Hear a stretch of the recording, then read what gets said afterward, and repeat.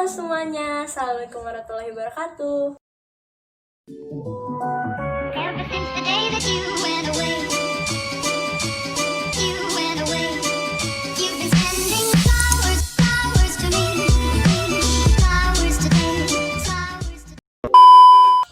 Perkenalkan, nama saya Ade Oktarisa. Saya mahasiswi jurusan Kesehatan dan Rekreasi, Prodi Ilmu Keolahragaan, Fakultas Ilmu Keolahragaan, Universitas Negeri Padang.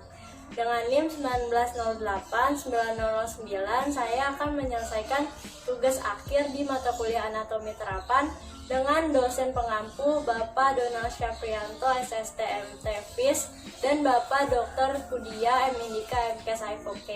Di sini pembahasan saya adalah struktur anatomi dari sistem saraf dan perubahan yang terjadi akibat olahraga pada sistem saraf pusat dan sistem saraf tepi, lalu sistem endokrin, genitalia muskulina, genitalia feminina, struktur anatomi eritrosit, leukosit, trombosit, perubahan yang terjadi akibat olahraga pada darah, dan juga sistem panca indera untuk mata dan telinga pada khususnya.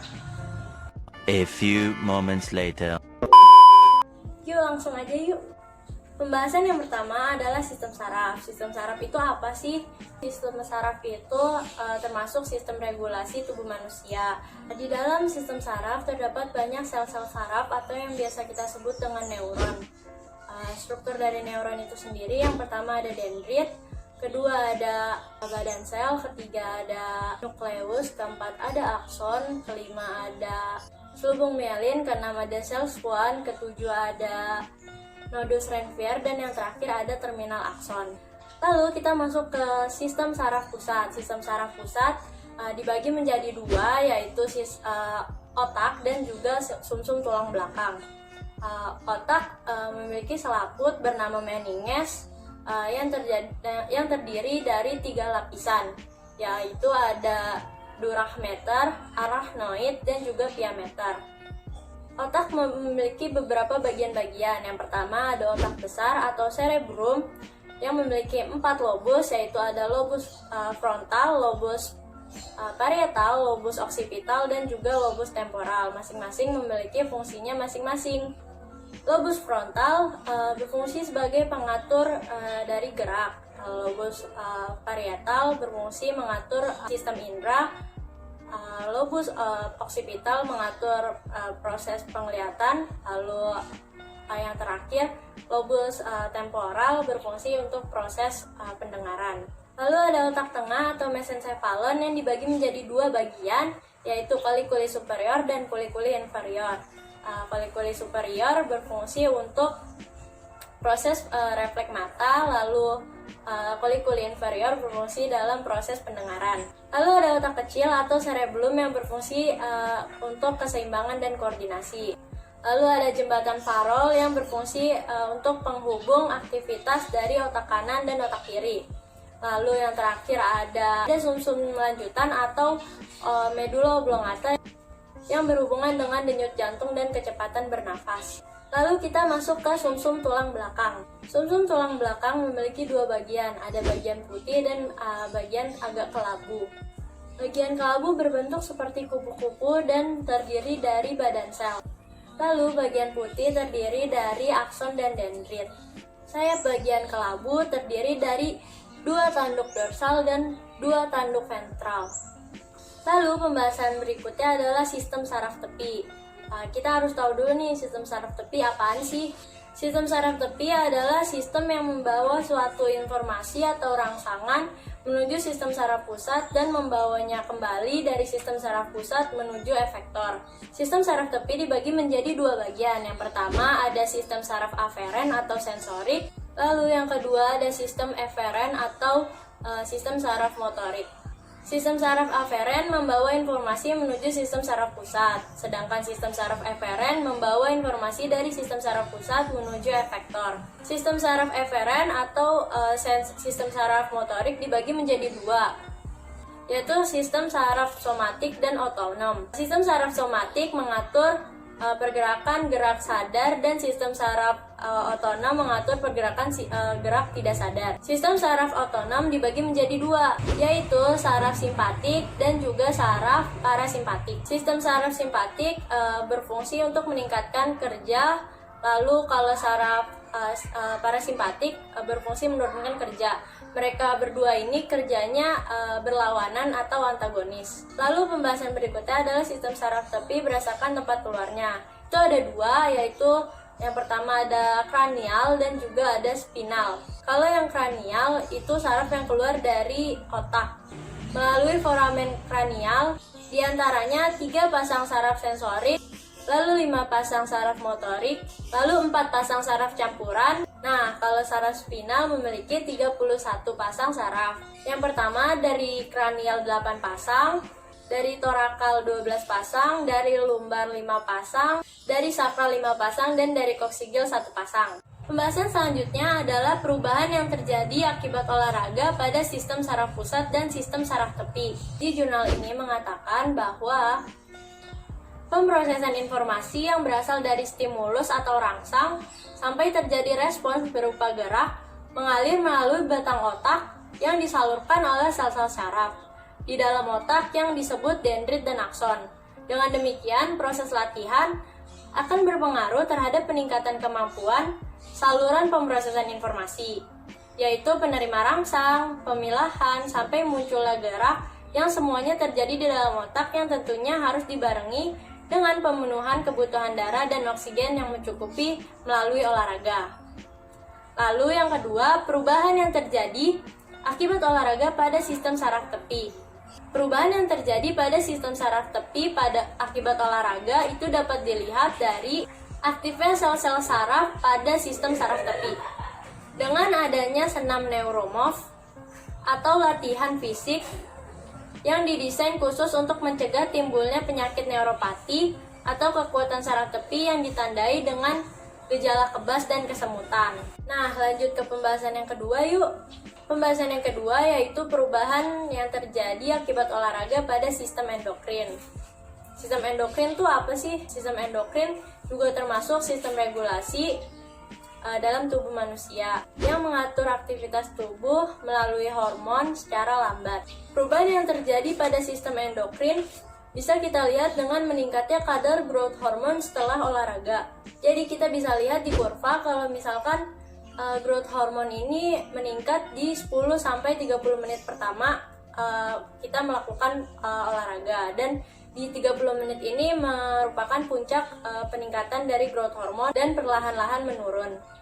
Intensitas latihan memegang peranan utama dalam mekanisme pengeluaran growth hormone karena latihan. Di jurnal ini mengatakan bahwa peningkatan kadar growth hormone itu dapat terjadi karena hubungannya dengan produksi asam laktat akibat olahraga. Dan dilihat bahwa ternyata semakin banyak asam laktat yang diproduksi, akan terjadi peningkatan growth hormone secara linear. Dan di dalam penelitian lain diberi subjek seseorang yang tidak dapat memproduksi asam laktat dengan baik. Nah, ternyata hasil dari penelitian tersebut mengatakan kadar growth hormonnya juga tidak meningkat meski diberi program dan intensitas latihan yang sama dengan orang yang normal dalam memproduksi asam laktat. Lalu pembahasan yang ketiga adalah perubahan yang terjadi pada genitalia musculina akibat olahraga. Secara garis besar, genitalia musculina dibagi menjadi dua bagian, yaitu genitalia musculina interna dan genitalia musculina externa. Nah, kalau perubahan yang terjadi akibat olahraga ini dapat dilihat dari meningkatnya kadar hormon testosteron. Jika dilihat perbandingannya dengan growth hormone, peningkatan kadar hormon testosteron relatif lebih landai. Di dalam jurnal ini mengatakan bahwa 30 menit pertama merupakan waktu yang sangat krusial untuk mengoptimalkan potensi hormon testosteron. Namun biasanya hormon testosteron meningkat pada saat recovery atau 24-48 jam setelah latihan atau pasca latihan. Lalu pembahasan yang keempat adalah perubahan yang terjadi akibat olahraga pada genitalia feminina.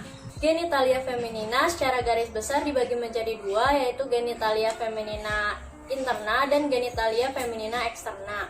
Nah, perubahan yang terjadi akibat olahraga pada genitalia feminina dapat kita lihat dengan meningkatnya kadar hormon estrogen. Yang kedua, menurunkan kesakitan dan resiko kematian pada ibu saat melahirkan. Contohnya adalah latihan senam pada ibu-ibu yang akan melahirkan sehingga terbentuk otot-otot panggul yang kuat untuk persiapan melahirkan. Lalu yang ketiga, olahraga dapat menimbulkan mood baik pada saat menstruasi. Perlu diketahui bahwa olahraga menghasilkan hormon endorfin yang akan memberikan efek meredakan rasa nyeri pada saat menstruasi. Lalu pembahasan berikutnya adalah struktur dari eritrosit, leukosit, dan juga trombosit. Struktur dari eritrosit, yang pertama bentuk dari eritrosit itu cakram bikonkav. Bi itu 2 dan konkav itu cekung, berarti cekung di kedua sisinya. Yang kedua bersifat elastis. Yang ketiga tidak memiliki inti dan juga mitokondria. Yang keempat memiliki membran plasma yang kuat dan juga fleksibel. Yang kelima membentuk ATP secara anaerob. Lalu kita bahas struktur dari leukosit. Leukosit termasuk ke dalam bagian sistem imun tubuh manusia dalam menjaga kesehatan dan melawan benda asing yang masuk ke dalam tubuh. Leukosit dibagi menjadi 2, yaitu granulosit dan juga agranulosit. Granulosit dibagi menjadi 3 bagian, yaitu neutrofil, basofil, dan eosinofil. Neutrofil dibagi menjadi 2, ada neutrofil batang dan neutrofil segmen yang berfungsi melawan bakteri dan jamur. Nah, yang basofil akan aktif pada reaksi alergi. Kalau yang eosinofil terlibat pada kekebalan parasit. Nah, kalau agranulosit dibagi menjadi 2, yaitu monosit dan limfosit. Pada saat infeksi, monosit akan keluar dari pembuluh darah dan berkembang menjadi sel yang bernama makrofag yang akan menelan seluruh benda asing dan menghancurkannya. Nah, yang kedua adalah limfosit. Limfosit dibagi menjadi 2, yaitu sel tipe T dan tipe B. Sel T akan menstimulasi sel B untuk bekerja secara langsung melawan infeksi. Dan sel B akan fokus membuat protein yang bernama antibodi yang berfungsi untuk bertarung melawan infeksi. Lalu yang ketiga adalah struktur anatomi dari trombosit. Trombosit berukuran 3-4 mikrometer, tidak memiliki inti atau nukleus, berbentuk seperti cakram, memiliki sistem membran 3 lapis atau trilaminar, memiliki sistem membran dengan ruang atau biasa disebut kanal Liali. Dalam sitoplasma trombosit terdapat berbagai macam organel, seperti mikrotubulus, lisosom, granula, dan lain-lain. Lalu pembahasan yang berikutnya adalah perubahan yang terjadi akibat olahraga dalam darah. Perubahan yang terjadi dapat dilihat dari dapat menurunnya tekanan darah akibat olahraga. Saat melakukan olahraga, tekanan darah akan naik cukup banyak. Misalnya saat melakukan latihan-latihan aerobik yang keras, tekanan darah sistolik dapat naik menjadi 150 sampai 200 mmHg dari tekanan sistolik pada saat istirahat, yaitu 110 sampai 120 mmHg. Sebaliknya, segera setelah latihan aerobik selesai, tekanan darah akan turun sampai di bawah normal dan berlangsung selama 30 sampai 120 menit. Nah, jika latihan olahraga aerobik ini dilakukan secara berulang-ulang, lama-lama penurunan tekanan darah tadi akan berlangsung lebih lama. Itulah sebabnya kenapa olahraga teratur dapat menurunkan tekanan darah pada tubuh manusia. Nah, kita masuk ke pembahasan yang terakhir, One eternity later. yaitu perubahan yang terjadi pada sistem indera untuk mata dan telinga pada khususnya akibat olahraga. Perubahan yang terjadi pada mata itu dapat dilihat dari meningkatnya kemampuan penglihatan. Dr. Claudia Lunghi, seorang neuroscience di Universitas of Pisa, Italia, mengatakan bahwa aktivitas fisik dapat meningkatkan kemampuan korteks visual yang dapat meningkatkan kemampuan penglihatan. Dr. Claudia ini melakukan penelitian bersama Dr. Alessandro yang merupakan ilmuwan Italia. Mereka melakukan penelitian pengukuran kemampuan korteks visual pada 20 orang dewasa. Selama penelitian, peserta diminta untuk menonton film dengan bersantai. Lalu setelah itu mereka diminta untuk menonton film dengan menggunakan sepeda statis selama 10 menit. Hasilnya, para peneliti menemukan perbedaan kekuatan visual para peserta. Ternyata setelah latihan, kemampuan korteks visual menjadi meningkat, sehingga penglihatan menjadi lebih jelas. Nah, yang kedua yaitu perubahan yang terjadi akibat olahraga pada telinga.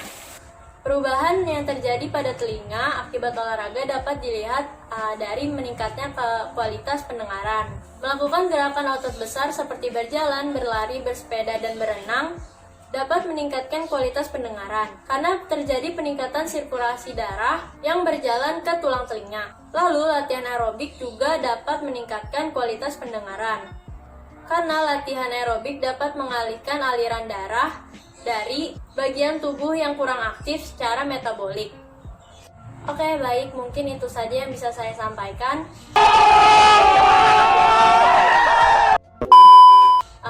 Kurang lebihnya mohon maaf jika ada kesalahan kata dan pelafalan. Kritik dan saran membangun saya tunggu di kolom komentar. Selalu jaga kesehatan dan patuhi protokol kesehatan di tengah pandemi virus corona. Saya akhiri, wabillahi taufiq wa hidayah. Wassalamualaikum warahmatullahi wabarakatuh. Dadah.